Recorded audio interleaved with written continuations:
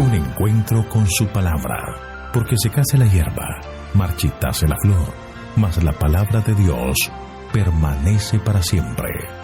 Con ustedes, el doctor José Ricardo Arias Quintero.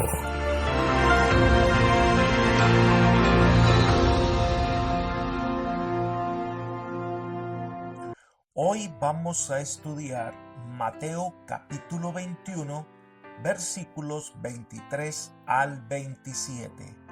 La autoridad de Jesús. Te invito a orar. Padre eterno y bondadoso, te damos gracias por este día maravilloso que nos regalas y la oportunidad que tenemos de acercarnos a ti por medio de la oración para pedir tu bendición especial sobre el estudio de tu palabra. Que el Espíritu Santo abra nuestras mentes y nos dé capacidad para entender, asimilar, guardar en nuestro corazón estas verdades. Gracias, Señor, porque siempre nos rodeas con cuidados y nos concedes tu bendición, pues lo pedimos en el nombre de Jesús. Amén. Las cosas que había hecho Jesús, en especial cuando purificó el templo, sacando de allí a los vendedores y a los cambistas, generó mucha inquietud. Y al quedarse allí reunido con la gente haciendo milagros, tal acto generó incomodidad, especialmente en los dirigentes de Israel. Y este es el tema de los versículos 23 al 27. Y para entender lo que pasa, Elena de White nos pone en contexto al escribir. A la mañana siguiente el Sanedrín consideró de nuevo qué conducta debía adoptar para con Jesús. 3 años antes había exigido una señal de su carácter mesiánico. Desde aquella ocasión él había realizado obras poderosas por todo el país. Había sanado a los enfermos, alimentado milagrosamente a miles de personas, caminando sobre las olas y aquietado el mar agitado.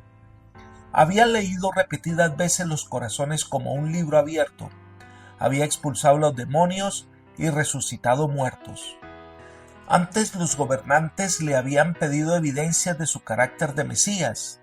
Ahora decidieron exigirle, no una señal de su autoridad, sino alguna admisión o declaración por la cual pudiera ser condenado. Libro El deseo de todas las gentes, página 543. Al parecer lo que va a narrar ocurre el día martes. Miremos atentamente el versículo 23. Cuando llegó al templo, los principales sacerdotes y los ancianos del pueblo se acercaron a él mientras enseñaba y le preguntaron: ¿con qué autoridad haces estas cosas? ¿Quién te dio esta autoridad? En ocasión de la primera limpieza del templo, los dirigentes judíos habían exigido que Jesús realizara una señal como prueba de su autoridad para enseñar. Desde ese momento, los dirigentes de Israel habían recibido repetidas evidencias del poder y de la autoridad de Jesús. Los judíos reconocían que un profeta podía enseñar sin aprobación rabínica, pero esperaban que diera evidencia de su misión divina. En este momento, con esta pregunta, los dirigentes judíos buscaban alguna evidencia para incriminar a Jesús. Así que de esta manera, cualquier respuesta que Jesús diera, lo tomaría y trataría de tergiversar todo para tratar de desacreditar las enseñanzas de Jesús. Jesús, por su parte, no iba a entrar en el debate de los rabinos. Leamos el versículo 24. Respondiendo Jesús les dijo: yo también os haré una pregunta, y si me la contestáis, también yo os diré con qué autoridad hago estas cosas. En realidad, Jesús no estaba evadiendo responder a la pregunta, porque la respuesta de ellos, en principio, proporcionaría una respuesta a su propia pregunta. La sabiduría y la habilidad que Jesús empleó para responder el desafío llamó la atención de quienes escuchaban, y muchos comenzaron a notar claramente la diferencia entre Jesús y los dirigentes judíos. Entonces viene la pregunta de Jesús, versículos 25 y 26. ¿El bautismo de Juan de dónde era? ¿Del cielo o de los hombres? Ellos discutían entre sí diciendo: si decimos del cielo, nos dirá: ¿por qué pues no le creíste? Y si decimos de los hombres, tememos al pueblo, porque todos tienen a Juan por profeta. El bautismo había sido el rasgo distintivo del ministerio de Juan y se convirtió en el nombre que la gente daba a ese ministerio. Por eso le llamaban Juan el Bautista. Pero hay algo importante en la historia de Juan que Jesús pone en evidencia. Ni Juan ni Jesús habían recibido autorización de los dirigentes de Jerusalén para ejercer su ministerio. La autoridad que tenían no era de los hombres, sino procedía directamente de Dios. Por lo tanto, la pregunta de los dirigentes y la pregunta con la cual respondió Jesús giraban en torno de la capacidad para evaluar las credenciales divinas. ¿Quién le había dado a Juan la autoridad para bautizar? ¿El cielo o la tierra? Los fariseos aprendieron el dilema. Los dirigentes judíos bien sabían que si respondían honradamente, Jesús les haría esta pregunta.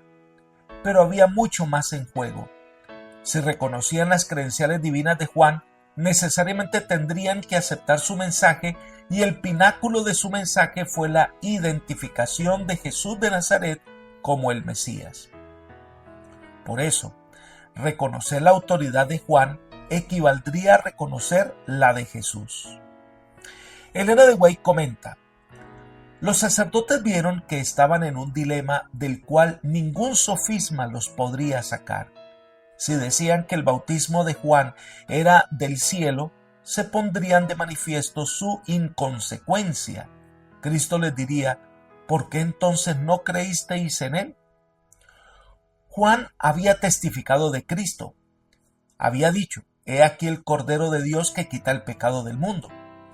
Si los sacerdotes creían el testimonio de Juan, ¿cómo podrían negar que Cristo fuera el Mesías?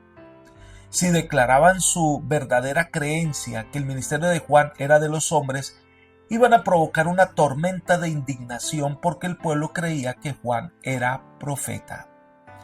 Libro El deseo de todas las gentes, página 544.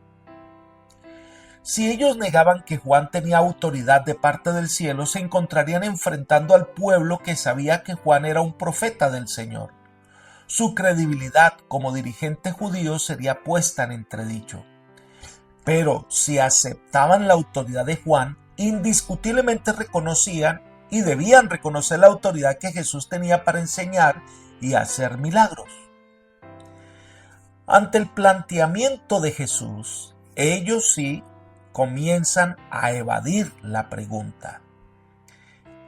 Ellos entonces no quisieron emitir ningún concepto. Leamos el versículo 27. Respondieron a Jesús, dijeron: no lo sabemos. Entonces él les dijo: tampoco yo os digo con qué autoridad hago estas cosas. Esta respuesta muestra que ellos no estaban dispuestos a reconocer sus errores. Berkeley comenta: era la manera más lastimosa de confesar su falta de autoridad. Tenían la obligación de saber. Era parte del deber del Sanedrín, del que eran miembros, el distinguir entre los profetas verdaderos y los falsos, y estaban confesándose incapaces de distinguirlos. Su dilema los condujo a una vergonzosa autohumillación. Sin duda los dirigentes judíos sabían que Juan era profeta, pero para escapar del dilema se refugiaron en una supuesta ignorancia. Aún así, no escaparon ilesos. Su respuesta a la pregunta de Jesús automáticamente les quitaba su derecho de seguir insistiendo en que él contestara su pregunta original, y por eso dejaron de insistir.